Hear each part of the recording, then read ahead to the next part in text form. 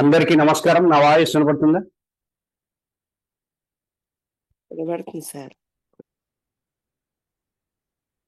శ్వాస యొక్క జీవన శైలి ద్వారా మనం పూర్తి స్థాయి ఆరోగ్యవంతంగా ఉండగలం అనేది కొన్ని వేల సంవత్సరాలుగా చెప్తున్నటువంటి అంశం. 21,600 శ్వాసలు మనం రోజుకి తీసుకుంటాం. నిమిషానికి 15 శ్వాసలు తీసుకుంటాం. ఒక ఆరోగ్యవంతుడు నిమిషానికి 15 శ్వాసలు తీసుకుంటాడు.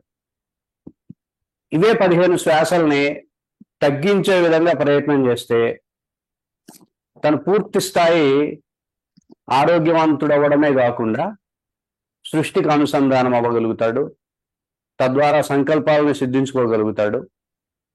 దీర్ఘాయుష్కుడవుతాడు. అలా ఎన్నో అంశాలని తను పొందగలుగుతాడు అనేది ఋషుల యొక్క వాక్కు. భగవద్గీత చూసుకున్నా, పతంజలి యోగ సూత్రాలు చూసుకున్నా, మీరు ఆచార సాంప్రదాయాలు ఏ ఆచార సాంప్రదాయాల్లో చూసినా సరే ముందు ప్రాణాయామంతోనే మొదలవుతుంది. సో శ్వాస యొక్క స్థాయి పెంచాలి అనే ఉద్యమంలో మనం సాధన చేస్తే పూర్తి స్థాయి లాభాలు పొందగలుగుతాం. అర్థమైందా? ఈ లాజిక్ మీకు అర్థమైందా? కనెక్ట్ అయిందా? మనం శ్వాస గురించి పట్టించుకోం. శ్వాస అనేది ఎలా ఉంది, చిన్న చిన్న శ్వాసలు తీసుకుంటున్నాం. ఇవేమి మనమేమి ఎరుకతో ఉండం. తద్వారా మన శత్రువులు లోపల డెవలప్ అవుతున్నారు.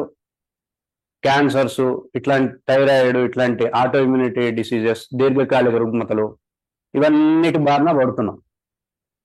వీటన్నిటికి ఒకటే పరిష్కారం. మనం శ్వాసల సంఖ్యను తగ్గించాలి, శ్వాస స్థాయిని చెప్పండి పెంచాలి.